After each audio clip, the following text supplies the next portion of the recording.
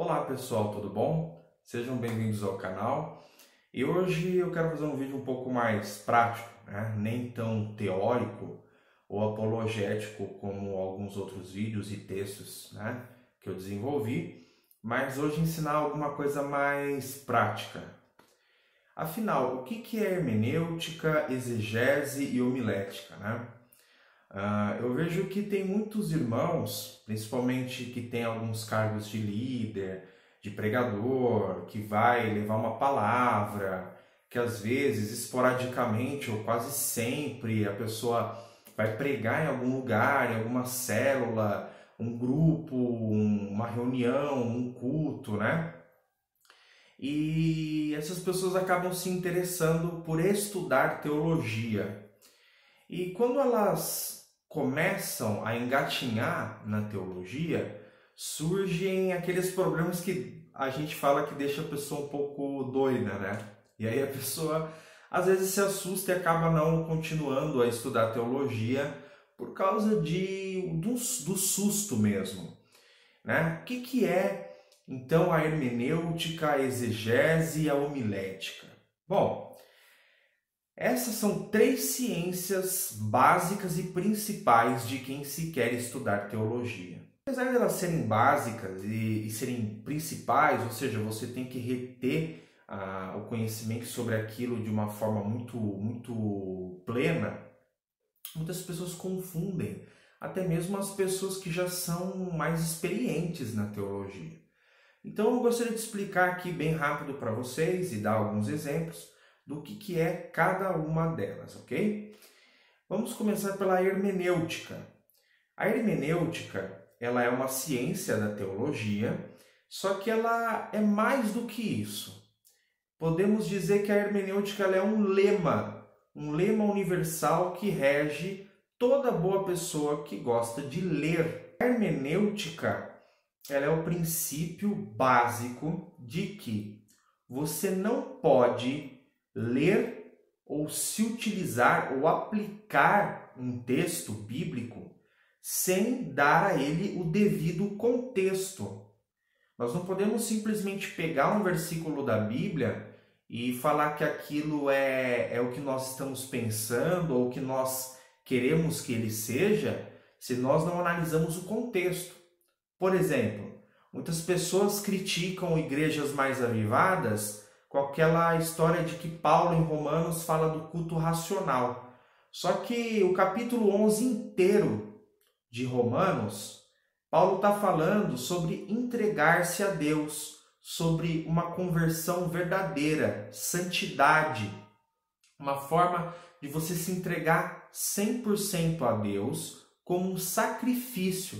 E quando chega em Romanos 12:1, o culto racional que Paulo está falando não é sobre você entrar na igreja de terninho e cantar o inário e só. Não. O culto racional que Paulo está falando daqui é você saber a quem você serve e você, de uma forma plena e intensa, se entregar totalmente a Deus. Isso é o sacrifício verdadeiro e legítimo que Deus aceita. Então você não pode simplesmente descontextualizar, como eu e alguns outros irmãos brincam, né? Pinçar versículo para colocar o que você quer. Você não pode fazer isso. Se você não pode fazer isso em livros comuns e normais, porque a hermenêutica é universal, imagine no livro sagrado, no livro de Deus. Você não pode fazer isso de maneira nenhuma. Recapitulando, para deixar bem claro, a hermenêutica é o princípio universal de que você não pode analisar ou se utilizar de um versículo sem antes dar a ele o devido contexto. Agora vamos partir para a exegese. O que é a exegese? A exegese ela é uma ciência um pouquinho mais complicada da teologia. Por quê? Porque ela é difícil? Não exatamente. Na realidade, a exegese é a análise do texto bíblico nos seus idiomas originais, ou seja, o aramaico, o hebraico e o grego. É muito fácil você aprender um novo idioma, você se interessar, estudar e etc. Entretanto, a exegese é uma coisa exaustiva, porque ela requer muito tempo. Então, um estudo que você faria da Bíblia em 10 minutos, se você for fazer ele de uma forma exegética, uma análise exegética, você vai levar no mínimo 45 a 50 minutos. Porque você tem que analisar, ler e reler o texto na sua forma original, procurar outras traduções, procurar como foi traduzido para o inglês, procurar como foi traduzido para o grego, procurar como foi traduzido para o seu idioma, ler no original de novo até você conseguir fazer uma análise correta, exegeticamente falando. E como funciona exatamente a exegese? Um exemplo, em Salmos 22, 21, em muitas traduções em português, nós temos a seguinte fala. Davi dizendo assim, salva-me da boca do leão e da ferocidade do unicórnio. Se um ateu, por exemplo, lê isso, o que ele fala para você? Aí, ó, a Bíblia é um conto de fadas, fala que existe unicórnio, mas não é bem assim. Porque no original hebraico, quando esse salmo foi escrito, ele não fala unicórnio, ele fala rem, que é uma espécie de boi, uma espécie de búfalo, ou uma espécie ali de gnu, uma espécie como se fosse um gnu ali, aquele animal do norte da África, ok? Essa palavra ela designa esse tipo de animal, que no Oriente Médio, principalmente em Israel, era muito conhecido e muito temido. Só que quando foram traduzir para o grego, não existia uma palavra definida no grego para esse tipo de animal. Então, na Septuaginta, que é o Antigo Testamento grego, os escritores colocaram monokeros, que é o de um chifre só, ou de um chifre destacado, né? Um chifre mais em destaque, etc. Por quê? Porque é um animal conhecido pelo fato de que ele possui uma força muito grande nos seus chifres. E como não tinha uma palavra definida, então se utilizou o monokeros, que traduzido literalmente para português é unicórnio, ok? Quando alguns tradutores da Bíblia em português foram passar isso para o nosso idioma, eles ficaram muito em dúvida. Tanto que se você for ler na Almeida Revista e Corrigida, está escrito unicórnio até hoje. Exatamente por essa dúvida sobre o que é isso, que animal é esse, que espécie de bicho é esse. E aí, não sabendo, acabaram colocando unicórnio na tradução, tá, gente? Não é a Bíblia que está errada, é a tradução. E como então eu sei, né, que não é um unicórnio?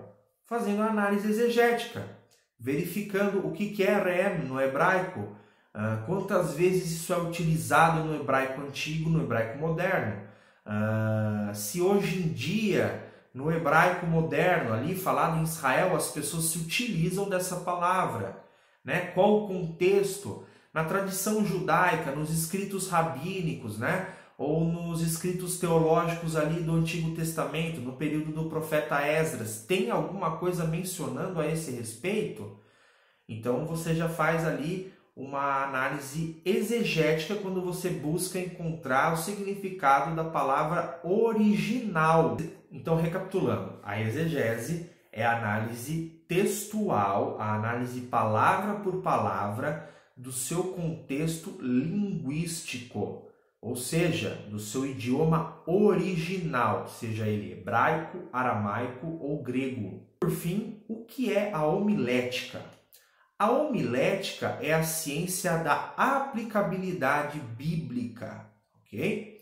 É a ciência mais interessante assim da teologia, porque ela pensa no seguinte: como que eu consigo pegar esse versículo, trazer ele para o contexto que eu vivo hoje e aplicar e viver isso na minha vida? Vale lembrar que a Bíblia, apesar de ter sido escrita num contexto, ela é um livro sagrado, divino e eterno. Então, por mais que o contexto da época em que ela foi escrita seja diferente, a aplicabilidade dela é até os dias de hoje. Então, como que eu consigo viver isso?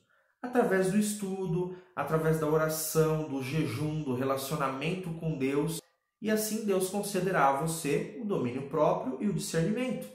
E aí você vai conseguir enxugar o conhecimento da Bíblia, enxergar aonde você aplica isso e viver plenamente o conhecimento. É quando você transpassa a letra que mata e vive a essência da palavra de Deus. Por isso que existem muitos pastores que são profissionais da homilética, né? A gente fala, poxa, mas aquele pastor prega tão bem, né? Por quê? Porque ele tem uma boa homilética. Ele sabe como aplicar aquilo que ele está lendo, aquilo que ele aprendeu, e ele mostra como que ele ensina como que você aplica isso no seu dia a dia. Então vamos lá. O que é a homilética? É a ciência da aplicabilidade dos versículos bíblicos, da essência bíblica na sua vida, nos dias de hoje, ontem, hoje e para sempre. Pessoal, para finalizar, eu quero indicar um livro para vocês. Ele se chama Introdução à Exegese Bíblica, de Michael J. Gorman. Michael J. Gorman, ele é um teólogo, um doutor, né, um mestre da Igreja Metodista, é muito famoso ali no meio teológico. E esse livro em específico, ele, apesar de ser a introdução à exegese bíblica, ele aborda todas essas três coisas que eu citei aqui para você de uma forma muito amigável, muito amistosa e muito gostosa de se aprender.